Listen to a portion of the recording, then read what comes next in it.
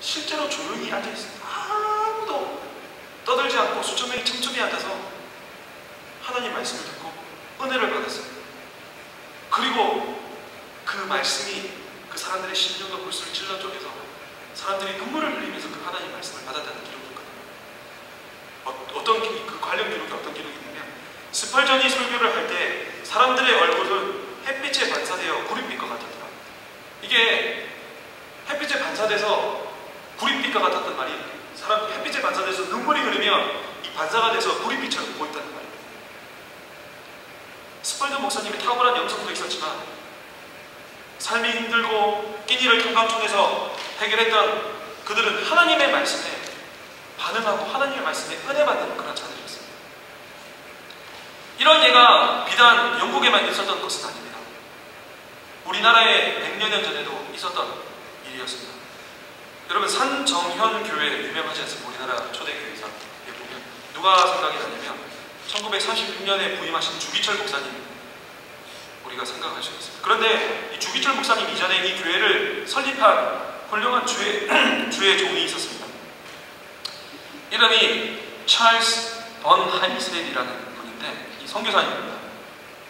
우리나라 말로 찰스 번 하이셋, 어려우니까 편하설 선교사님 이렇게 불렀습니다. 우리나라 사람들이. 이분이 부임하셨을 때가 1906년 1월 26일인데 이때 125명이 참석을 매주 했습니다. 1906년 당시. 그리고 매주 20여 명이 결신을 했습니다. 이날부터 교회가 부흥이 되기 시작해가지고 최고 매주 60명 이상 등록을 하는 그런 어떤 때가까지 찾고, 산정현 교회가 300명을 돌파를 했고, 그 지역 총 결신자들의 수가 1,400여 명 이상이 되었습니다. 목사님이 설교를 얼마나 많이 해야 되냐면 목이 아파서 더 이상 설교를 할 수 없을 만큼 했다는 그런 기록이 있습니다. 사람들은 가득가득 차기 시작했습니다. 그곳에 교회가 이후에 4곳 이상이 더 설립이 되고, 기독교 수가 평양에만 1900년도 초에 3,000명이 넘었습니다. 그리고 급기야 그 유명한 1907년 평양 대부흥회가 일어나게 된 것입니다. 여러분, 제가 말씀드리고 싶은 것은 바로 그 다음에 있습니다. 편하설 목사님도 훌륭하지만 말씀에 반응했던 성도들이 있었기 때문에 그 역사가 일어난 것입니다. 생각해 보십시오. 편하설 목사님 혼자서 일을 할 수가 있었겠습니까? 그 당시 평양에 3,000명의 정도 그 예수 믿는 사람들이 있었는데, 이 사람들에게 그 먹이고 그 다음에 그 섬기고 하려면 목사님 혼자서 할 수 있었던 일이 아닙니다. 목사님 뒤에 가려져 있던, 충성했던, 헌신했던 성도님들이 있었다는 말입니다. 말씀에 반응했던 성도님들이 있었기 때문에 역사가 일어난 것입니다. 편하설 목사님이 아주 너그러운 분은 아니었던 것 같습니다. 기록에 보면 아주 좀 고지식적이고 너무 엄격한 분이었습니다. 주일 성소를 하지 않은 성도들에게 엄청나게 혼내고 치리한 그런 기록까지 있습니다. 그럼에도 불구하고 성도님들은 열심히 한마음이 되어서 평양의 복음만에 힘썼다는 거예요. 편하설 목사님의 그런 어떤 그 일기에 이런 내용이 있습니다. 한국에서 신앙생활 가운데 가장 어려운 것이 주일 성수인데, 그 이유는 5일에 한 번씩 열리는 5일장 때문입니다. 5일장을 가다 보니 주일이 꼭 걸리게 되는 것이 이렇게 문제였습니다 라고 이렇게 말하고 있는데, 그 5일장 하다 보면 주일이 딱 걸리는 때가 있지 않습니까? 그 당시 5일장은 생존과 관련되는 그런 문제였고, 그 다음에 특히 예수님 안 믿는 어른이나 시어른이나 이렇게 딱 걸리면 지금으로서는 우리가 상상할 수 없는 그 핍박이 있었습니다. 지금 몇 년도인지 기억 안 나는데, 제 기억으로는 1920 몇 년도인가? 그 동아일보, 옛날 그 동아일보 그 기록에 보면 어떤 기사가 있어요. 그 사건으로 인해서 우리 그 기독교와 한국 문화 간의 큰 갈등이 어떤 도화선이 되는 그런 어떤 사건이 있었는데, 시어머니의 기일날에 며느리가 그 물도고 막 이렇게 그 제사 지내고 하지 않습니까? 시어머니의 기일날에. 그런데 남편이 예수님을 믿었습니다. 남편이 예수님을 믿고 난 다음에 이것은 우리가 성경의 가르침에 위배되기 때문에 하지 말자라고 했는데, 며느리가 자기 엄마도 아닌데 그 당시는 그랬지 않습니까? 아니 내가 이 남편 어머니 시어머니 이걸 못하게 한다고 해가지고 그 자살을 한 그런 어떤 그 기록이 있습니다. 이것 때문에 엄청나게 이제 그 기독교와 그 한국 문화 간에 이제 큰 갈등을 일으켜서 이슈화되고 됐던 그런 사건이 있었습니다. 아무튼 여하튼 우리 믿음의 성도들은 지금 우리와의 다른 삶을 살고 있습니다.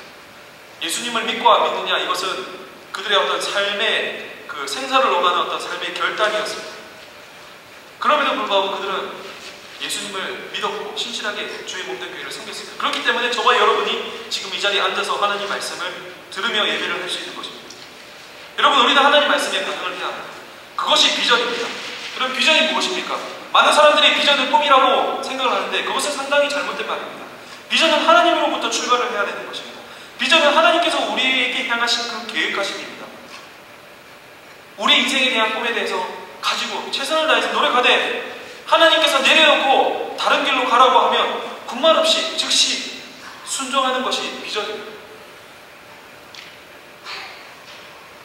나의 인생에 최선을 다해서 노력을 하지만 마음 한쪽으로서는 하나님 말씀에 순종하겠습니다 라는 마음의 창을 열어놓는 것입니다. 이것이 바로 비전인 것입니다. 이것이 바로 저와 여러분들에게 필요한 자세인 것입니다. 평양 대부흥회 때 반응했던 우리들의 선조들처럼, 영국 대부흥회 때 말씀에 반응했던 자들처럼 하나님의 말씀에 반응을 하며 결단을 하며 헌신하시는 저와 여러분 되시길 주님의 이름으로 기원합니다. 말씀을 맺도록 하겠습니다. 오늘 세 가지를 살펴보았습니다. 첫째, 우리 모두 다 하나님의 서기관들이며, 둘째, 옛것과 새것을 둘 다 가지고 나와야 한다는 것. 옛것과 새것은 다시 요약을 하면 내려오는 전통과 가르침과 기독교적인 어떤 율례와 규칙들, 즉 성경 말씀에 있는 그 가르침을 말하는 것이고, 새것은 그것을 오늘날 이 시대에 우리가 잘 적용을 하고 살아야 되는 거죠. 세 번째, 우리는 삶 가운데 하나님 말씀에 반응하고 결단을 해야 되는 것입니다. 이 땅의 천국 백성으로 살아가는 동안 하나님 말씀에 반응하며 그분의 마음을 시원케 해드리는 맹수와 같은 저와 여러분 되시길 주님의 이름으로 기원합니다. 한번 기도하십시다. 살아계신 하나님 아버지, 감사합니다. 오늘 하나님의 나라와 백성에 관해서 살펴보았습니다. 하나님의 나라가 되시고 참된 보화가 되신 예수 그리스도로부터 우리가 새 것과 옛 것을 끌어내어 이 땅을 살아갈 수 있도록 주님 인도하여 주시옵소서. 때로는 환난과 핍박과 유혹이 저희들을 엄습해와도 정말 말씀을 굳게 붙잡고 이 땅에서 우리가 빛과 소금의 역할들을 감당할 수 있도록 도와주시고 주의 몸된 교회를 위해서 헌신할 수 있도록 인도하여 주시옵소서. 아버지 하나님, 참빛교회를 붙잡아 주시고 이 교회를 향하신 주님의 깊고도 넓고도 오묘하신 뜻이 있을 줄 믿습니다. 하나님, 이 교회를 섬기는 모든 자들에게 희망을 주시고 삶의 원동력을 더하여 주시고 비전을 심어주셔서 이 교회를 통해서 행하신 하나님의 그 큰 뜻들을 모든 자들이 체험하는 그런 귀한 교회가 될 수 있도록 인도하여 주시옵소서. 감사드리며 예수님 이름으로 기도합니다.